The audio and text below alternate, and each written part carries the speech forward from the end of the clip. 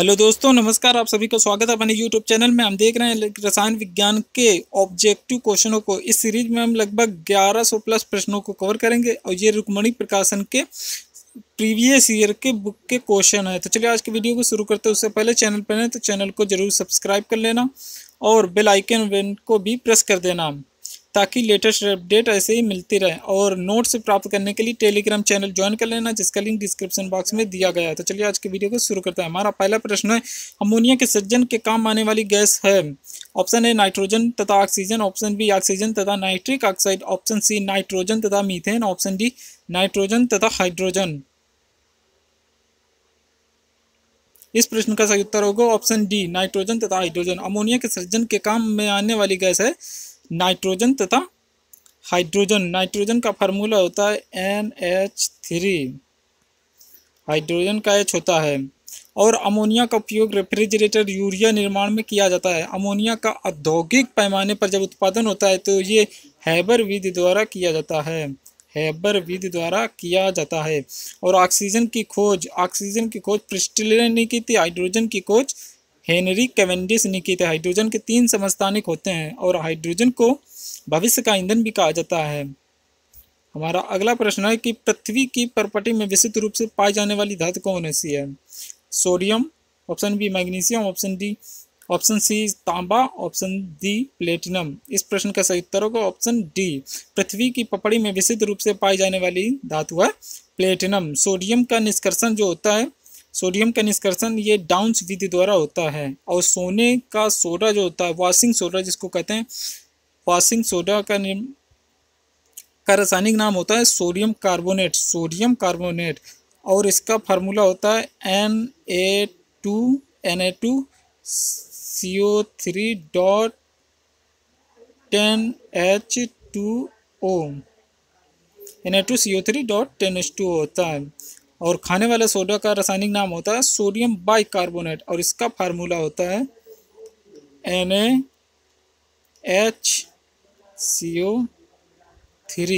NaHCO3, sodium bicarbonate. अगला प्रश्न है, जल का शुद्ध रूप होता है, जल का शुद्ध रूप कौन सा होता है। समुद्र का जल होता है कि वर्षा का जल होता है कि नल का जल होता है कि अशुद्ध जल होता है। इस प्रकार हमारा सही प्रश्न का उत्तर होगा, इस प्रश्न का उत्तर होगा ऑप्शन बी वर्षा का जल होता है जो सबसे शुद्धतम रूप माना जाता है। अगला प्रश्न है, पैरासीटामोल, पैरासीटामोल क्या है। एक पीड़ाहार है, एक प्रतिजैविक है, एक सल्फर ड्रग्स है, पेट का अल्सर बनाता है। इस प्रश्न का उत्तर होगा ऑप्शन ए एक पीड़ाहार है। पैरासीटामोल एक पीड़ाहार है, ये सल्फर ड्रग्स जीवाणुओं को नष्ट करता है। सल्फर ड्रग्स जो होता है ये जीवाणुओं को नष्ट करता है। अगला है क्लोरोमाइसिटिन, क्लोरोमाइसिटिन क्या है। एक प्रतिरोधी है, एक पीड़ाहार है, एक प्रति अवसाधक है या एक प्रति जीवाणुविक है। इस प्रश्न का सही उत्तर होगा ऑप्शन डी प्रति जीवाणुविक है। जो क्लोरोमाइसिटिन है ये प्रति जीवाणुविक है। इसका निर्माण सूक्ष्म जीवाणुओं तथा कवक इत्यादि से होता है। अगला प्रश्न है कि वनस्पति घी के औद्योगिक उत्पादन की प्रक्रिया में शामिल है वियोजन, अपचयन, ऑक्सीकरण, आयनीकरण। इस प्रश्न का सही उत्तर होगा ऑप्शन बी अपचयन। वनस्पति घी के औद्योगिक उत्पादन की प्रक्रिया को अपचयन कहते हैं। इसमें उत्प्रेरक के रूप में निकिल का प्रयोग किया जाता है। उत्प्रेरक रूप में ये वनस्पति घी के औद्योगिक उत्पादन की जो प्रक्रिया अपनाई जाती है अपचयन वाली, जब इसमें उत्पादन किया जाता है तो उत्प्रेरक का प्रयोग किया जाता है, निकिल उत्प्रेरक का प्रयोग किया जाता है। उत्प्रेरक की खोज की थी वर्जीलियस ने की थी, वर्जीलियस ने उत्प्रेरक की खोज की थी। अगला प्रश्न है कि रासायनिक रूप से गन्ने की शर्करा है, लैक्टोज है, ग्लूकोज है या सुक्रोज है, फ्रैक्टोज है। इस प्रश्न का सही उत्तर होगा ऑप्शन सी सुक्रोज। रासायनिक रूप से गन्ने की शर्करा सुक्रोज होती है और ये 2 मोनोसैकेराइड से बनती है। सुक्रोज में ग्लूकोज और फ्रैक्टोज ये 2 मोनोसैकेराइड पाए जाते हैं। अगला प्रश्न है, ऑक्सीकरण वह प्रक्रिया जिसमें इलेक्ट्रॉनों की हानि होती है। ऑक्सीकरण वह प्रक्रिया जिसमें इलेक्ट्रॉनों की हानि होती है या हाइड्रोजन का लाभ होता है या इलेक्ट्रॉनों का लाभ होता है या इलेक्ट्रॉनों की संख्या में कोई बदलाव नहीं होता है। इस प्रकार इस प्रश्न का सही उत्तर होगा ऑप्शन ए ऑक्सीकरण वह प्रक्रिया है जिसमें इलेक्ट्रॉनों की हानि होती है। अगला प्रश्न है कि हाइड्रोजन के कितने समस्थानिक होते हैं। अभी मैंने बताया था हाइड्रोजन के 3 समस्थानिक होते हैं, 1H1, 1H2, 1H3। इसका 1H1 होता है प्रोटियम, 1H2 होता है ड्यूटेरियम, 1H3 होता है ट्राइटियम। और ये जो ट्राइटियम होता है ये एक समस्थानिक होता है, सॉरी ये एक रेडियो समस्थानिक तत्व होता है। ट्राइटियम रेडियो सक्रिय तत्व होता है। अगला प्रश्न है, श्वसन के लिए समुद्री गोताखोर निम्नलिखित मिश्रण का प्रयोग करते हैं। कौन कौन सा? ऑक्सीजन तथा कार्बन डाइऑक्साइड का, या हाइड्रोजन तथा ऑक्सीजन का, या ऑक्सीजन तथा नाइट्रोजन का, या ऑक्सीजन तथा हीलियम का। इस प्रकार इस प्रश्न का सही उत्तर होगा ऑप्शन डी। श्वसन के लिए समुद्री गोताखोर जो होते हैं ऑक्सीजन तथा हीलियम का मिश्रण का प्रयोग करते हैं। अगला प्रश्न है, किसी निश्चित तापमान पर संतृप्त विलयन कैसा होता है? रंगीन होता है, अत्यधिक रंगीन होता है, और अधिक ठोस विलय घोलने में असमर्थ होता है, निलंबित ठोस कण वाला होता है। इस प्रश्न का सही उत्तर है ऑप्शन सी, और अधिक ठोस विलय घोलने में असमर्थ होता है। किसी निश्चित तापमान पर जो संतृप्त विलयन होता है और अधिक ठोस घोलने में असमर्थ होता है। हम बात करेंगे असंतृप्त विलयन किसे कहते हैं। असंतृप्त विलयन किसी निश्चित ताप पर बना ऐसा विलयन जिसमें विलय पदार्थ की और अधिक मात्रा उस ताप पर घुलाई जा सकती है, तो ऐसे विलयन को संतृप्त विलयन कहते हैं। और अति संतृप्त विलयन किसे कहते हैं? ऐसा संतृप्त विलयन जिसमें विलय की मात्रा उस विलयन को संतृप्त करने के लिए आवश्यक विलय की मात्रा से अधिक घुली हो, अति संतृप्त विलयन कहते हैं। जैसे किसी विलयन को संतृप्त करने के लिए जो मात्रा घुली हुई होती है उससे भी अधिक मात्रा अगर घोल दी जाए तो ऐसे विलयन को अति संतृप्त विलयन कहते हैं। अगला प्रश्न है कि लाउंड्री साबुन क्या है? लाउंड्री साबुन क्या है? यह प्राकृतिक स्रोत से उच्चतर वसा अम्लों के सोडियम लवणों का मिश्रण है। या ऑप्शन बी सोडियम कार्बोनेट है, या ऑप्शन सी सोडियम क्लोराइड है, या ऑप्शन सी डी संश्लेषित सल्फोनिक अम्ल के सोडियम लवणों का मिश्रण है। इस प्रश्न का सही उत्तर है ऑप्शन ए। लाउंड्री साबुन प्राकृतिक स्रोत के उच्चतर वसा अम्लों के सोडियम लवणों का मिश्रण है। और सोडियम क्लोराइड को साधारण नमक भी कहते हैं। सोडियम क्लोराइड को साधारण नमक भी कहते हैं, जिसका फार्मूला होता है NaCl। अगला प्रश्न है कि संश्लेषित अपमार्जक क्या है? वसा अम्लों के सोडियम लवण, वसा अम्लों के सोडियम लवण। अगला है सोडियम कार्बोनेट और सोडियम क्लोराइड के मिश्रण। अगला है हाइड्रोक्लोरिक अम्ल के कैल्शियम लवण। ऑप्शन डी एरोमेटिक तथा एलिफेटिक सल्फोनिक अम्लों के सोडियम लवण के मिश्रण। इस प्रकार सही उत्तर होगा ऑप्शन डी संश्लेषित अपमार्जक एरोमेटिक तथा एलिफेटिक सल्फोनिक अम्लों के सोडियम लवण का मिश्रण होता है। इसे साबुन रहित साबुन भी कहते हैं। साबुन रहित साबुन भी कहते हैं। अपमार्जक कठोर जल के साथ झाग भी उत्पन्न करता है, जबकि साबुन की अपेक्षा अपमार्जक में आर्द्रता गुण अधिक होता है। अगला प्रश्न है अपमार्जक द्वारा कठोर जल के साथ झाग उत्पन्न करने का क्या कारण है?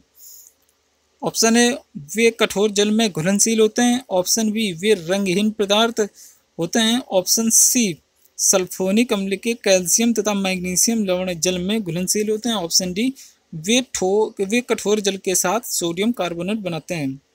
इस प्रकार हमारा सही उत्तर होगा ऑप्शन सी सल्फोनिक अम्ल के कैल्शियम तथा मैग्नीशियम लवण जल में घुलनशील होते हैं। अगला प्रश्न है चूने के जल में क्या होता है?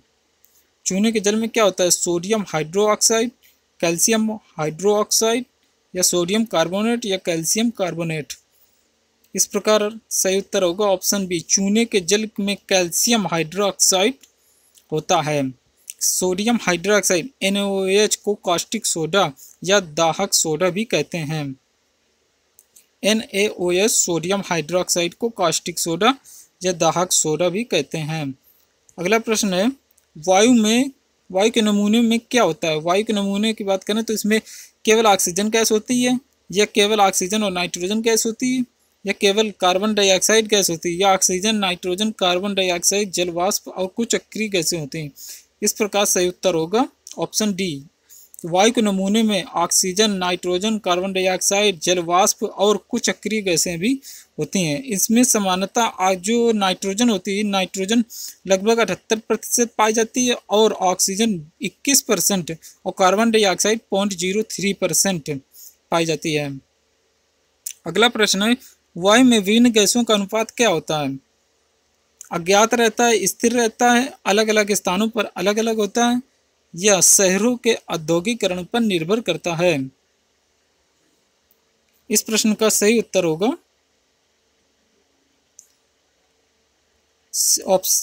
इस प्रश्न का सही उत्तर होगा ऑप्शन सी, अलग अलग स्थानों पर अलग अलग होता है।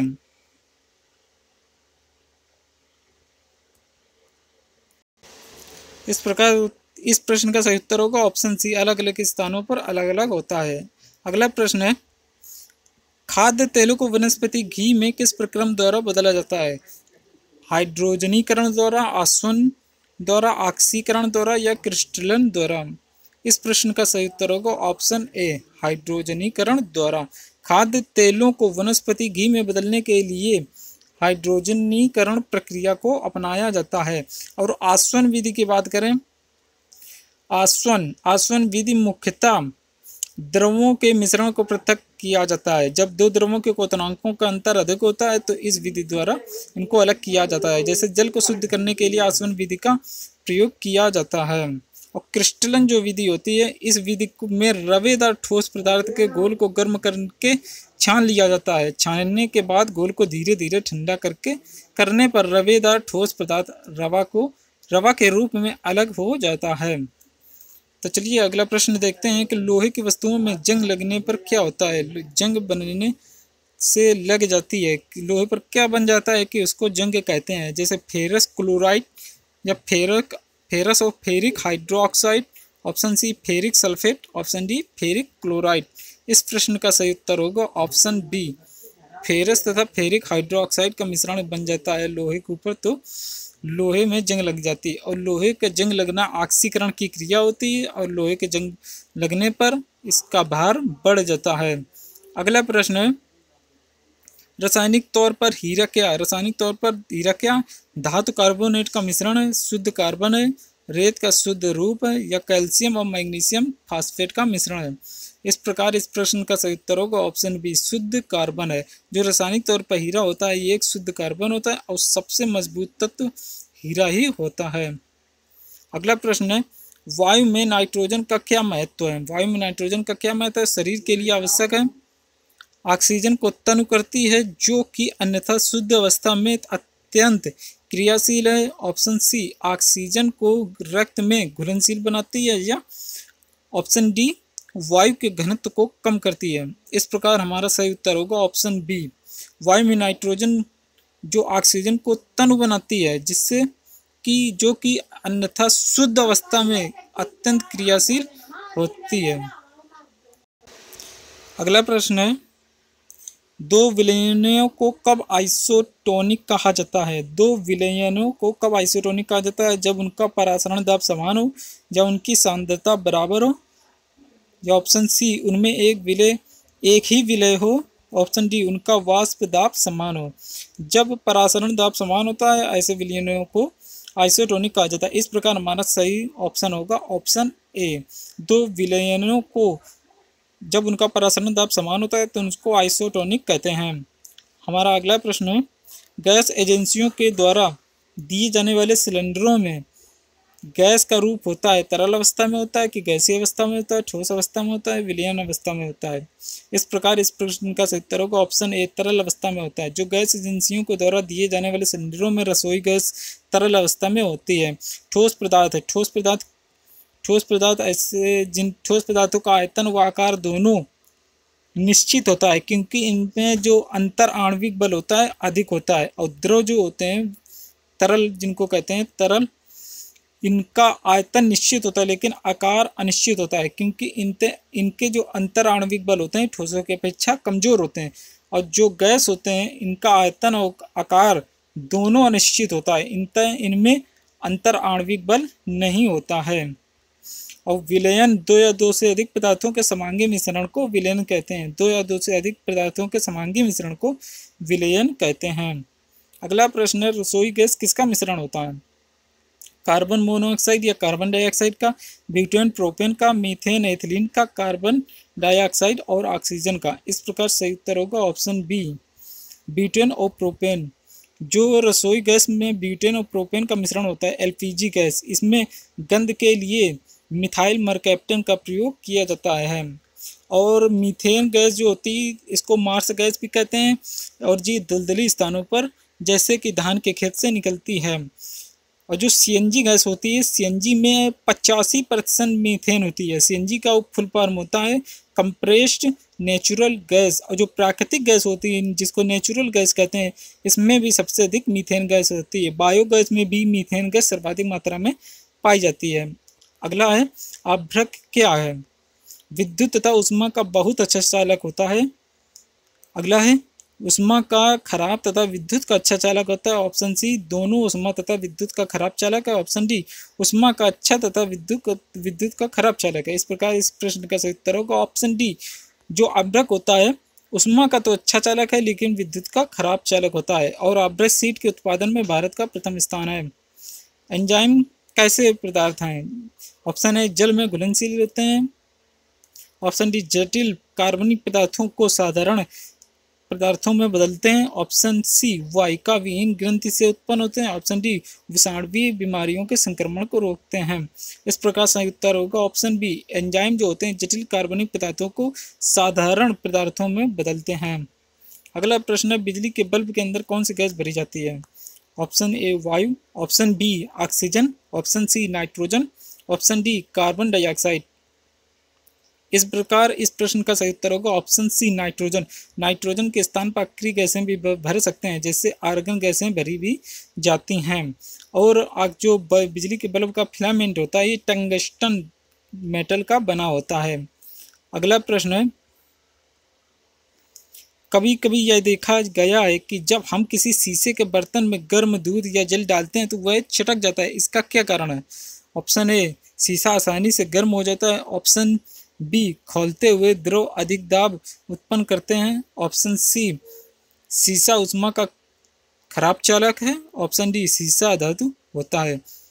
इस प्रकार ऑप्शन के अनुसार देखें तो हमारा प्रश्न का सही उत्तर होगा ऑप्शन बी, खोलते हुए द्रव अधिक दाब उत्पन्न करते हैं। अगला प्रश्न है, जंग लगे हुए लोहे का वजन बिना जंग लगे हुए लोहे से क्या होता है? कुछ अधिक होता है, बराबर होता है, कम होता है या लगभग बराबर होता है। इस प्रकार इस प्रश्न का सही उत्तर होगा ऑप्शन ए, कुछ अधिक होता है। जब लोहे का जंग लग जाता है तो उसका कुछ वजन बढ़ जाता है। लास्ट क्वेश्चन है, परम शून्य ताप क्या होता है? ऑप्शन ए, किसी भी तापमान पैमाने का आरंभ बिंदु होता है। ऑप्शन बी, सैद्धांतिक रूप से न्यूनतम संभव ताप होता है। ऑप्शन सी, वह तापमान है जिस पर सभी द्रव पदार्थों के वाष्प जम जाते हैं। ऑप्शन डी, वह तापमान जिस पर सभी पदार्थ वाष्पीय प्रवस्थाओं में होते हैं।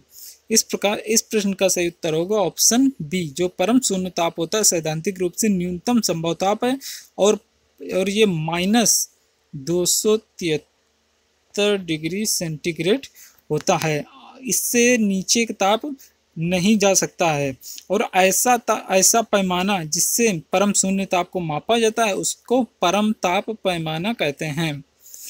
आज का वीडियो देखने के लिए आपका बहुत बहुत धन्यवाद। मिलते हैं अगले वीडियो में। जय हिंद, जय भारत।